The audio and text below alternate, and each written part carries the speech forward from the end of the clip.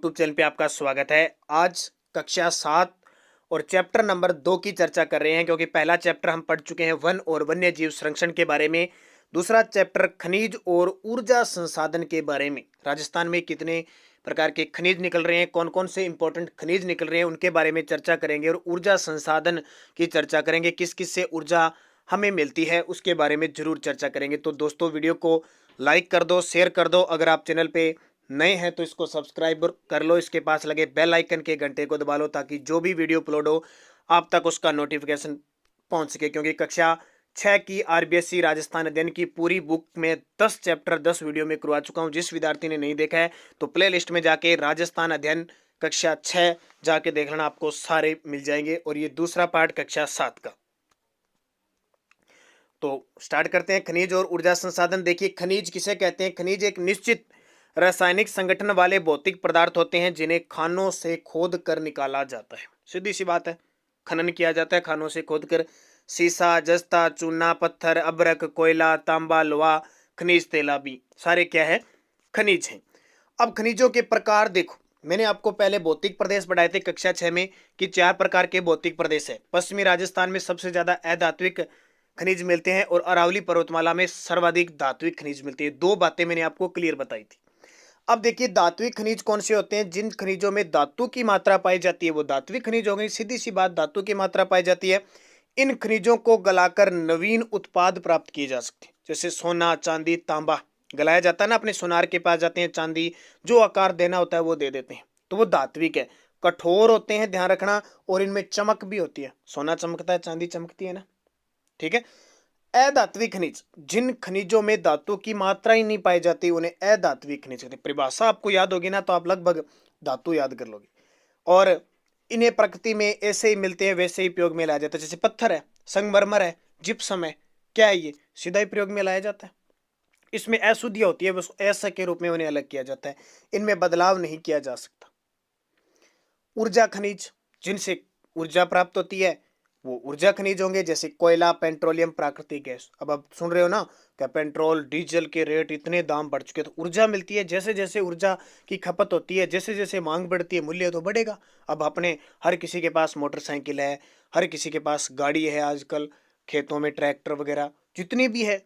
पहले देखो, पूरे गांव में कोई 2-3 गाड़ियां मिलती थी, आज हर घर में लगभग 70% गाड़ियां हैं। तो पेट्रोल डीजल की तो खपत होगी तो मूल्य बढ़ेगा। कोयला तापीय विद्युत ऊर्जा में उपयोग किया जाता है। प्राकृतिक गैस बहुत सारी, आजकल तो अपने सीएनजी का योग, एलपीजी का योग कितना प्रयोग किया जा रहा है। अब देखिए, तीनों प्रकार के खनिज है। धात्विक खनिज, धात्विक खनिज भी 2 प्रकार के होते हैं, एक लोहे व अलोहे, जिसमें लोहे की मात्रा होती है, और एक अलोहे। तो लोहा, अयस्क, मैग्नीज, सीसा, जस्ता, चांदी और तांबा। सीधा एग्जाम में आता है, निम्न में से धात्विक खनिज कौन सा है, अधात्विक खनिज कौन सा है? अधात्विक में देखो, चूना पत्थर, जिप्सम, संगमरमर, अभ्रक, रॉक फॉस्फेट, गिया पत्थर, नमक और बलुआ पत्थर। और ऊर्जा में कोयला, खनिज तेल, प्राकृतिक गैस। इन बातों का आपको याद रखना है। एग्जाम में आजकल एग्जामिनर क्या करता है, टफ क्वेश्चन नहीं पूछता है, बस वो देखता है कि बच्चे ने पढ़ा है तो क्या पढ़ा है, सीधा सीधा एग्जाम में पूछ लेता है अधात्विक कौन सी है, धात्विक। पीछे वाले एग्जाम देख लेना आप, लाइब्रेरियन का एग्जाम हुआ पिछला, रीट देख लेना, वन रक्षक वनपाल देखना, सीधे सीधे क्वेश्चन। पिछले साल तो वन रक्षक वनपाल में क्वेश्चन पूछ लिया, 1 रुपए में आने कितने होते हैं? 16 आने होते हैं। इस जिले का वन्य जीव शुभंकर कौन सा है? ये क्वेश्चन कौन सा? इतने आसान क्वेश्चन पूछ ली। तो एग्जामिनर ज्यादा जरूरी नहीं है कि टफ, ज्यादा गहराई से पढ़ने की जरूरत नहीं है। ऊपर वाले जो क्वेश्चन पढ़ते हो वो आपको क्लियर याद होना चाहिए, तब आपकी तैयारी महत्व रखती है। राजस्थान का वोल्स्टोनाइट, जास्पर, सीसा, जस्ता इत्यादि खानों में एकाधिकार है। एकाधिकार का मतलब पूरे देश में हमारे राजस्थान में होता है। वोल्स्टोनाइट तो पूरा का पूरा 100% हमारे राजस्थान में होता है, सिरोही के वालदा वगैरह क्षेत्रों में। और जास्पर, ये दोनों ही पूछे राजस्थान के कितने खनिज 100% होते हैं, तो वोल्स्टोनाइट और जास्पर।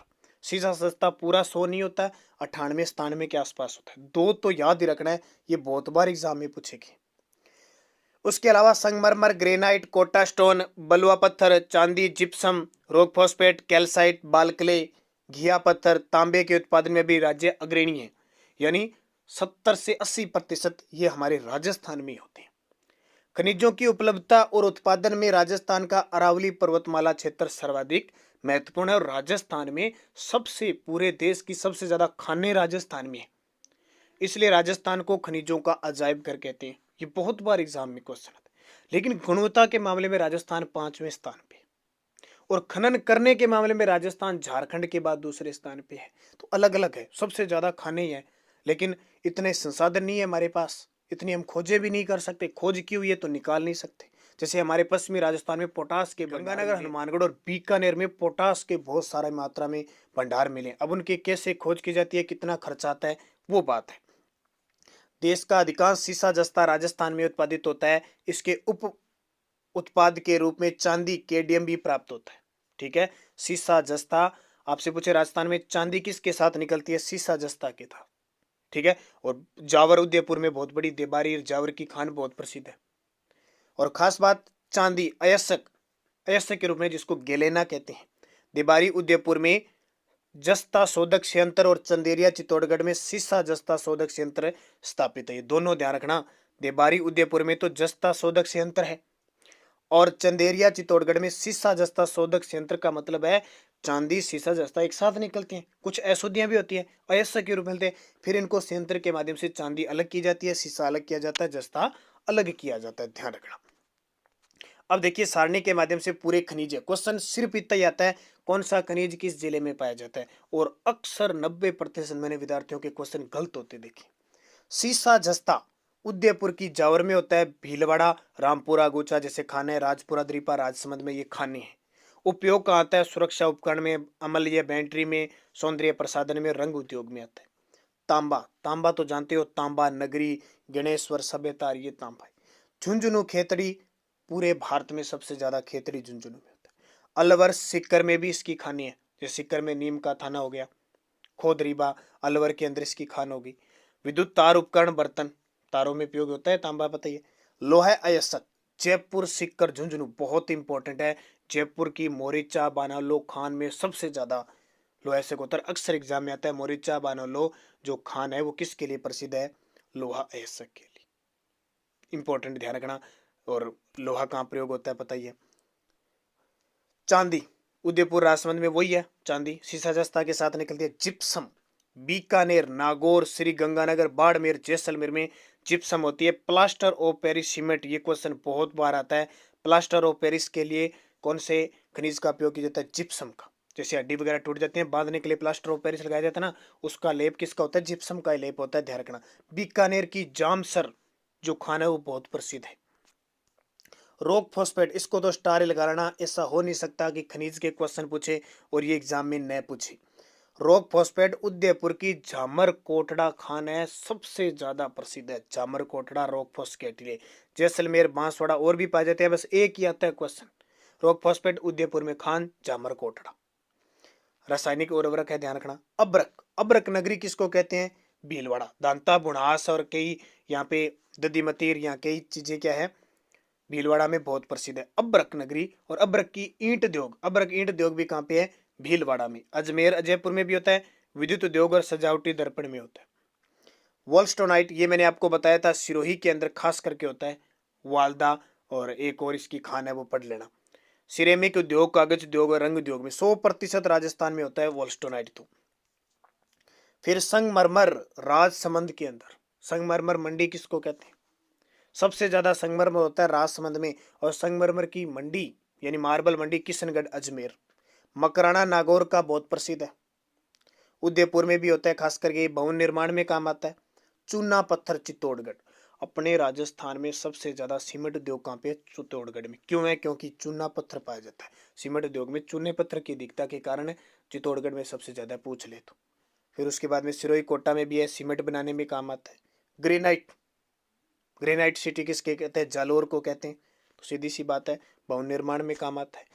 अब देखो इतनी बातें आपको याद जरूर रखनी है दोस्तों। वीडियो को लाइक जरूर कर देना, शेयर कर देना। अगर आप चैनल पे नए हैं तो इसको सब्सक्राइब। देखिए नक्शे में आप देख सकते हो, यहाँ क्षेत्र दिखा रखा है, तो आपको मैंने सारी चीजें बता दी। नक्शे में भी आप भरोगे तो बढ़िया तरीके से। अब आती है ऊर्जा संसाधन। ऊर्जा संसाधन को दो भागों में विभाजित किया गया है, एक तो परंपरागत ऊर्जा संसाधन और एक गैर परंपरागत ऊर्जा संसाधन। यहाँ से क्वेश्चन चाहे आरएस का एग्जाम हो चाहे कहीं एग्जाम हो। परंपरागत का मतलब परंपरा से जो संसाधन चल रहे हैं ऊर्जा के, वो हो गए। गैर परंपरागत जो अब नए चले हैं, जैसे सौर ऊर्जा, पवन ऊर्जा, ये बायोमास, बायोगैस, ये नए चले, गैर परंपरागत है। अब इनके एक एक नाम और है। परंपरागत ऊर्जा ऊर्जा संसाधन को अनवीकरणीय ऊर्जा संसाधन भी कहते हैं। अनवीकरणीय का मतलब है नए नहीं बनाए जा सकते, जैसे कोयला है, पेट्रोलियम में नए नहीं बनते। गैर परंपरागत जो नए हैं और इन्हें दोबारा बनाया जा सकता है। नवीकरणीय जैसे सौर ऊर्जा है। अब जब तक सूर्य है तब तक हमें ऊर्जा मिलेगी, सूर्य की किरण मिलेगी तो रोज बिजली उत्पादित होगी, नई बनेगी। पवन ऊर्जा है, हवा चलेगी, पवन ऊर्जा से मिलेगी। ठीक है, तो ये दोनों नाम याद रख लेना। तो ऊर्जा के परंपरागत संसाधनों में कोयला, खनिज तेल और प्राकृतिक गैस इत्यादि है। ये एक बार में उपयोग लेने के बाद सदा के लिए समाप्त हो जाते हैं, इसलिए तो कहते हैं कि कम से कम इनका उपयोग किया जाए, सतत उपयोग किया जाए इनका। ऊर्जा के गैर परंपरागत संसाधनों में परमाणु ऊर्जा, पवन ऊर्जा, सौर ऊर्जा, बायोमास, ज्वारीय इत्यादि नए हैं। ये सारे इनका उपयोग बार बार किया जा सकता है। परमाणु ऊर्जा का उपयोग किया जा सकता है, ठीक है, रसायन बनाए जा सकते हैं। पवन ऊर्जा है, सौर ऊर्जा है, ज्वारीय, समुद्र में ज्वार भाटा तो उसके कारण ज्वारीय उत्पन्न होती है। ऊर्जा के परंपरागत संसाधन देखो, परंपरागत जो परंपरा से आ रही है बहुत पहले के, यानी पृथ्वी के उथल पुथल के कारण, जीव जंतु मानव के जो नीचे दबने के कारण, जिस दबाव के कारण जो प्रयोग किए गए। तो कोयला, कोयले 4 प्रकार का होता है, एंथ्रेसाइट, बिटुमेन्स, लिग्नाइट और पीट। याद रखना, कई बार लोहायस्क और कोयले में ना कंफ्यूजिंग हो जाती है कौन सा क्या है। तो लोहायस्क तो 5 प्रकार का होता है, कोयला 4 प्रकार का होता है। सबसे टॉप का होता है एंथ्रेसाइट, फिर दूसरा बिटुमेन्स, फिर लिग्नाइट और फिर पीट। सबसे घटिया पीट होता है, सबसे बढ़िया एंथ्रेसाइट। अब आपसे पूछो राजस्थान में किस प्रकार का कोयला होता है, ध्यान रखना लिग्नाइट प्रकार का राजस्थान में कोयला होता है, और भारत में पूछे तो बिटुमेन्स प्रकार का होता है। राजस्थान में लिग्नाइट कोयला पाया जाता है, ये बता दिया। यह कोयला पलाना, बरसिंहसर, बीकानेर, कपूरडी, बाड़मेर, मेड़ता रोड, नागौर और जैसलमेर में मिलता है। आपसे पूछे राजस्थान में शुद्ध रूप से लिग्नाइट कोयला कहाँ पाया जाता है, पलाना, बीकानेर में। सही उत्तर कर देना एकदम, और एग्जाम में आता ही आता है। ये किताबें ध्यान रखना, आजकल एग्जामिनर की पसंदीदा किताबें होगी आरबीएससी की, एनसीईआरटी और आरबीएससी में कोई अंतर नहीं है, ध्यान रखना। तो यहीं से सीधा क्वेश्चन उठाते और अपने अपने पास इतनी इतनी, कोई लक्ष्य ले बैठा है, कोई सिखवा ले बैठा है, कोई फर्स्ट रैंक का, कोई इतनी बुकें घर पे ले जा रखी है कि उनका आपको इतना टाइम नहीं कि पूरी किताब पढ़ सको, और बाद में क्वेश्चन ढूंढते रहते हो कि पता नहीं कहाँ से आ गया। और इन किताबों, और ये किताब छोटी छोटी है, 10 चैप्टर ही नहीं पढ़े जाते, और लास्ट में ये होता है कि यहाँ से क्वेश्चन आ जाते हैं। देखो, राजस्थान का पहला super thermal power station Suratgarh Shri Ganganagar में है। खासियत बता देता हूँ, पूछे वर्तमान में इसकी कितनी इकाइयाँ कार्यरत है, 7 इकाई कार्यरत है। 7वीं इकाई का लोकार्पण 18 दिसंबर 2020 को माननीय मुख्यमंत्री अशोक गहलोत ने इसका लोकार्पण किया। और याद रखना 7 इकाई टोटल। आपसे इसकी क्षमता पूछ लेना, क्षमता टोटल इसकी क्षमता कितनी होगी। पहले 1500 मेगावाट थी 6 इकाइयों की, छठी इकाई 660 मेगावाट की होगी, 2160 मेगावाट इसकी उत्पादन क्षमता होगी, ध्यान रखना। फिर है कोटा, काली सिंध झालावाड़ में है। छबड़ा 12 में है, कोयले पर आधारित ताप विद्युत संयंत्र है। और कोटा के अंदर जो है वो छबड़ा 12 के अंदर है। छबड़ा 12 वाली 6 इकाइयां शुरू हो चुकी है। बाड़मेर के गिरल में लिग्नाइट आधारित ताप विद्युत है, ये भी ध्यान रखना। बाड़मेर का जो गिरल क्षेत्र है वहां पे लिग्नाइट कोयले पर आधारित ताप विद्युत संयंत्र है। ये क्वेश्चन बहुत इंपॉर्टेंट है। खनिज तेल व प्राकृतिक gas, Jaisalmer basin, Barmer, Sanchore basin, Bikaner, Nagaur basin में खनिज तेल पाया जाता है। बाड़मेर, सांचौर बेसिन, बाड़मेर में रिफाइनरी बन रही है, 2022-23 तक पूरी हो जाएगी, बहुत बड़ी बात है। BS6 भारत स्टेज ईंधन पर आधारित और भारत की पहली ये रिफाइनरी होगी। कोटारू हीलियम गैस के लिए प्रसिद्ध है। ये कमलीताल, तन्नोट, जैसलमेर, मनिहारी, टिब्बा, रामगढ़, राजेश्वरी, डांडेवाला आदि में प्राकृतिक गैस के भंडारे सारे जैसलमेर में। सादेवाला, जैसलमेर, बागेवाला, बीकानेर, ऐश्वर्या, मंगला, बाड़मेर में खनिज तेल पाया जाता है। जैसलमेर में रामगढ़, बारां में अंता और धौलपुर में प्राकृतिक गैस आधारित विद्युत गृह है। ये बहुत इंपॉर्टेंट है। जैसलमेर में रामगढ़, बारां में अंता और धौलपुर में प्राकृतिक गैस आधारित विद्युत गृह स्थापित है, ये याद रखना। ये देखिए बाड़मेर रिफाइनरी, जिसमें HPCL और हिस्सा HPCL का और राजस्थान सरकार का हिस्सा है। HPCL का 74% और राजस्थान सरकार का 26% हिस्सा है, ये भी याद रखना। जल विद्युत, जल से विद्युत उत्पन्न होती है, सुना है आपने जल से विद्युत। जल विद्युत का ऊर्जा संसाधन में प्रमुख स्थान है। राजस्थान में चंबल नदी घाटी परियोजनाओं के अंतर्गत गांधी सागर, राणा प्रताप सागर से जल विद्युत उत्पन्न की जा रही है। बांसवाड़ा जिले में माही बजाज सागर परियोजना से भी जल विद्युत की प्राप्ति हो रही है। कुछ बहुउद्देशीय नदी घाटी परियोजनाओं से भी राजस्थान को, जैसे बांकड़ा नागल व्यास परियोजना है। अब मैं आपको बता देता हूँ, मैंने पहले वाले वीडियो में बता दिया, चंबल नदी घाटी परियोजना से राजस्थान और मध्य प्रदेश की संयुक्त परियोजना है। टोटल 386 मेगावाट बिजली होती है, जिसमें 50-50 यानी 193 मेगावाट, और जो माही बजाज सागर परियोजना से 144 मेगावाट बिजली उत्पादित की जाती है, वो पूरी राजस्थान को मिलती है। तो राजस्थान और गुजरात की ये संयुक्त परियोजना है। ऊर्जा के गैर परंपरागत संसाधन, गैर परंपरागत मतलब नए हैं, पहले नहीं थे।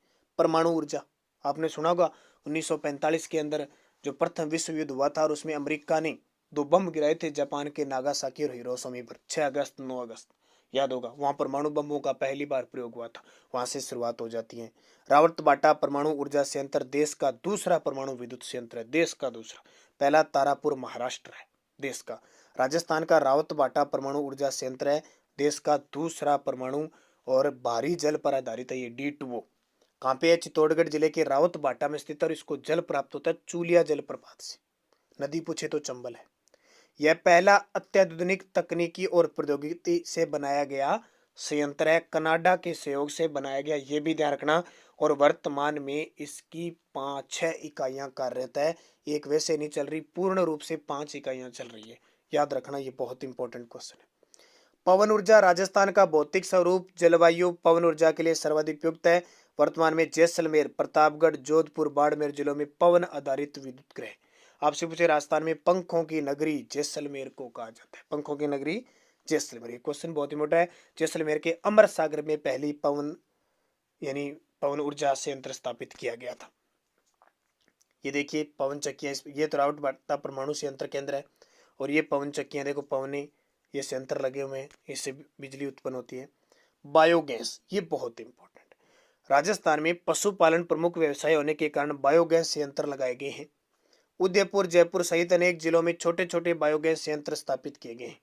उदयपुर में सबसे ज्यादा बायोगैस, बायोमास और बायोगैस सारे उदयपुर में, ठीक है। और घरेलू कचरे से काम हो रहा है तो अनुदान भी दिया जा रहा है। सौर ऊर्जा, ये बहुत इंपॉर्टेंट है, पहले मैं ऊपर बता देता हूं क्योंकि ये मैं चीजें पढ़ा रहा हूं, आपको करंट को लेकर पढ़ा रहा हूं। राजस्थान सरकार ने 2024-25 तक 4000 मेगावाट पवन ऊर्जा बिजली उत्पादित करने का लक्ष्य रखा है, ये एग्जाम में आएगा, ध्यान रखना। और सौर ऊर्जा का बता देता हूं, 2024-25 तक 30,000 मेगावाट बिजली उत्पादित करने का लक्ष्य रखा है। अब सौर ऊर्जा के बारे में पढ़ लेते हैं। सूर्य से ऊर्जा उत्पत्ति है। सौर ऊर्जा का उपयोग सौर देखो ऊर्जा संयंत्र, street light, solar cooker, water heaters आदि में किया जाता है। राजस्थान सरकार द्वारा सौर ऊर्जा चलित छत, सौर ऊर्जा संयंत्र और घरेलू उपकरणों पर वित्तीय सहायता दे रही है, लगातार बढ़ा रही है।